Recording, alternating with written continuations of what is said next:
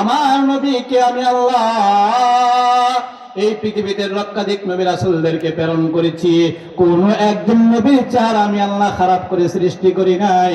আদম আলাইহিস সালাতু ওয়াস সালামকে আমি আল্লাহ সৃষ্টি করেছি, ওই সময়ে আদম নবী সবচেয়ে সুন্দর ছিল। আদমের সানি হযরত নূহ আলাইহিস সালাতু ওয়াস সালামকে আমি সৃষ্টি করেছি, ওই সময়ে নূহ আলাইহিস সালাতু ওয়াস সালাম পৃথিবীর সবচেয়ে সুন্দর মানুষ ছিল। হযরত মূসাকে সৃষ্টি করলাম, ঈসাকে সৃষ্টি করলাম, ইব্রাহিমকে সৃষ্টি করলাম, ইসমাইলকে সৃষ্টি করলাম, ইসহাককে সৃষ্টি করলাম। প্রত্যেকটা নবীকে তাদের জামানার মধ্যে আমি আল্লাহ সবচেয়ে সুন্দর চেহারা দিলাম। আল্লাহর হাবিব রাহমাতুল লিল আলামিন বলেন, মা বাসাহুল্লাহু নাবিয়ান ইল্লা হাসানাল ওয়াজহি। এরা পৃথিবীর মানুষরা জানো, আল্লাহ বলেন দুনিয়ার মানুষেরা শোনো, এই পৃথিবীতে লক্ষাধিক নবীর আগমন করেছিল, কোন একজন নবীর চেহারা খারাপ ছিল না রে। আমি আল্লাহ সমস্ত নবীদের চেহারা সুন্দর করে সৃষ্টি করেছি, তার মধ্যে আমার বন্ধু হাবিবুল্লাহ নবী মুহাম্মদুর রাসূলুল্লাহকে সবচেয়ে বেশি সুন্দর করে সৃষ্টি করেছি। এই জন্য আল্লাহ নবী রাহমাতুল লিল আলামিনের সাহাবী হযরত আবু হুরায়রা, যে আবু হুরায়রা খায়া না খায়া আল্লাহর রাসূলের সামনে পড়ে থাকতো শুধুমাত্র আল্লাহর হাবিব থেকে হাদিসগুলি সংরক্ষণ করার জন্য। এই জন্য হাদিসের কিতাবের ভিতরে পাওয়া যায় সমস্ত রাওয়ীদের মধ্যে সবচেয়ে বেশি হাদিস গ্রহণ করেছে হযরতে আবু হুরায়রা।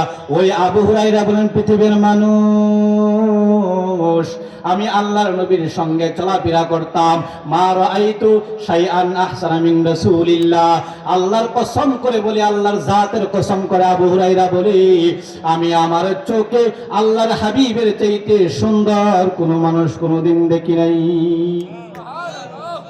এরপরে হযরত আবু হুরায়রা বলে, দুনিয়ার মানুষ কান্না শামসা তাজরি ফি ওয়াজহি, আমার নবীর চেহারাটা এতটাই সুন্দর ছিল রে, কেমন যেন আকাশের সূর্যটা আমার নবীর চেহারার ভিতরে ঝলমল করে। এখানে শেষ নয়, আল্লাহর হাবিব জানায় দিল, ও আমার উম্মতরা শোনো, আল্লাহর হাবিব মসজিদে নববীর মধ্যে বসে সাহাবায়ে কেরামদেরকে ওয়াজ শোনায়। ইন্ডিভিন টাইমে হযরত হাসান ইবনে সাবিত আল্লাহর দরবারে হাজির হয়ে গেছে। ইয়া রাসূলুল্লাহ, ইয়া হাবিবাল্লাহ, আমি আপনার শানে আপনার সৌন্দর্য নিয়ে একটা কবিতা শোনাইতে চাই। আল্লাহর হাবিব বলে, হাসান রে, তুমি আমার সামনে আমার প্রশংসা করবা, এটা হতে পারে না। আমার আল্লাহ আসমানের মালিক মহান আল্লাহ সঙ্গে সঙ্গে ওহী নাজিল করে দিলেন, ইয়া রাসূলুল্লাহ, ইয়া হাবিবাল্লাহ, আপনার সামনে যদি আপনার সাহাবী প্রশংসা করে গো, এত করে আপনার ভিতরে অহংকার আসবে না। ওগো আল্লাহর হাবিব, আপনি অনুমতি প্রদান করেন, আপনার সামনে আপনার সাহাবী আপনার প্রশংসা করবে, আমি আল্লাহ শুনবো, সমস্ত সাহাবায়ে কেরাম শুনবে, আসমান থেকে লক্ষাধিক ফেরেশতারা শুনবে। এইবারে আল্লাহর হাবিব রাহমাতুল লিল আলামিন হযরত হাসান ইবনে সাবিতকে অনুমতি দিল, এই উত্তরের মুসলমানদের কান লাগায়া গভীর মনোযোগ দিয়ে শুনবা, তোমাদের নবীর চেহারাটা কেমন সুন্দর ছিল। হযরত হাসান ইবনে সাবিত সমস্ত সাহাবায়ে কেরামদের সামনে আল্লাহর নবীর চেহারা মুবারকের দিকে তাকাইয়া তাকাইয়া বলে, ওয়া আহসানা মিন কালাম তারাকাত আইনি ওয়া আজমালা মিন কালাম তালিদিন নিসাউ خلقت مبرأ من كل عيب كأنك قد خلقت كما تشاء। আল্লাহর হাবিব রাহমাতুল লিল আলামিনের সামনে হযরত হাসান ইবনে সাবিত বলেন, ইয়া রাসূলুল্লাহ, ইয়া হাবিবাল্লাহ, আমি আপনার চেহারা মুবারকের দিকে তাকিয়ে আছি গো নবী, আপনার চেহারা এত সুন্দর একটা চেহারা, আমার হাসান এত সুন্দর চেহারা আমার জীবনেও কোনোদিন দেখে নাই। এই আল্লাহর হাবিবের উম্মতরা চিৎকার মেরে বলো, আল্লাহর হাবিব রাহমাতুল লিল আলামিনের চেহারাটা কেমন সুন্দর ছিল।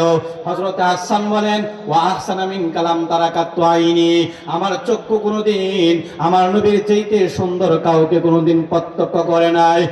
এবং হযরত হাসান বলেন এই পৃথিবীতে অনেক মা সন্তান প্রসব করেছে, কিন্তু মুহাম্মদুর রাসূলুল্লাহর চাইতে সুন্দর কোনো সন্তান কোনো মা আজও পর্যন্ত প্রকাশ করে নাই। হযরত হাসান ইবনে সাবিত বলেন, ও নবীর সাহাবীরা রে, তোমরা ভালো করে শোনাও, আল্লাহর হাবিবকে কেমন যেন আমার আল্লাহ সমস্ত আইব থেকে, ভুল ত্রুটি থেকে মুক্ত করে কেমন যেন আল্লাহ আমার বন্ধুকে জিজ্ঞেস করে করে সৃষ্টি করেছে। ও আমার বন্ধু হাবিবুল্লাহ, তুমি বলো না, আমি আল্লাহ তোমার হাতটা কেমন করে সৃষ্টি করব, আমি আল্লাহ তোমার মুখটা কেমন করে সৃষ্টি করব, আমি আল্লাহ তোমার চেহারার কাটিংটা কেমন করে দিব গো নবী। আল্লাহর রাসূলের চেহারা মুবারকের দিকে তাকাইলে মনে হয় যে আল্লাহর রাসূলকে আমার আল্লাহ জিজ্ঞেস করে করে বানাইছে।